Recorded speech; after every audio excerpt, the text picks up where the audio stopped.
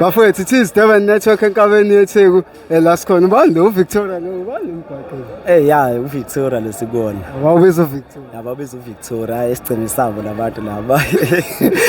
isesigodini sawo sesigodini sawo mfowethu ngani yakwethu mhlawumbe before siqhubekela necampaign eyenzeka namhlanje ake sibheke usuku olimale ngayo nile phansi eGqeberha nizama ukuyolungisa eSouth Africa. Tell us about that day. Kwenzakaleni ulimale kanjani? Nginibingelele ama South Africa mahle. Njengoba ningazi abaningi bayangazi njengoSimphiwe kaGumede, iActivist, iPatriot, kuningi nje ngakubani. Okwenzeka ngomhla ka30 March. Kwangalindelekile but kodwa siyazi ukuthi nathi ikhamba egcine kufika ezimene ezikanje. Kodwa hayi singasho ukuthi hayi into engatheni. Okwenzeka lapha kwakukuthi sisiza eSouth Africa siyouth elwela izwe into eyenza ukuthi size siphakame kanje naba4 isekuthenini since sikhula thina sike sayibona impilo bengekho abantu bokufika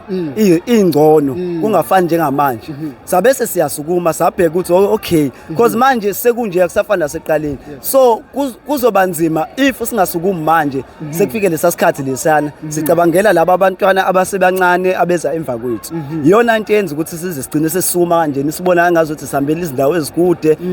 uthando lokulwela eSouth Africa sifisa ukuthi umuntu wase South Africa ahlale kahle ngokukhululeka ezweni lakhe kungabi bikho omunye umuntu wangaphandle ozofika athathe isikhundla somuntu wala eSouth Africa.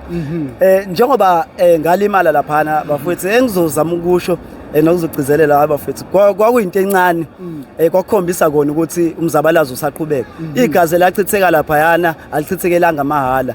sisazoqhubeka sibambe soqhubeka nawo umzabalazo nje until we win ngaso sonke isikhathi nje sohlezi sibambile bafethu engifuna ukusho ukuthi hayi kuyalulameke kuyarecovereka njengoba nisibona silapha namhlanje kuVictoria besisishayela iclean up uyabona nje okusho ukuthi umuntu uyazazi mangabe necala kuma kuzoqhamuka iphoyisa enecala umuntu engathi uyashala kusho ukuthi nathi besithi sishaya iclean up ke lana senzele ukuthi indawo yethu ibe yinhle mfethu because ayithanda indawo eclean yabo njengoba ubona ke ku clean ke nezitolo ivaliwe ke asazi ke nathi ukuthi bayivaleleni but ke umsebenzi wethu siyawuthanda soqhubeka nawo and sisazoqhubeka silwelise phakathi wa ngabe le campaign le izoqhubeka mhlawumbe iviki liphele kwenzakala mfowethu icampaign yona isazoqhubeka izoqhubeka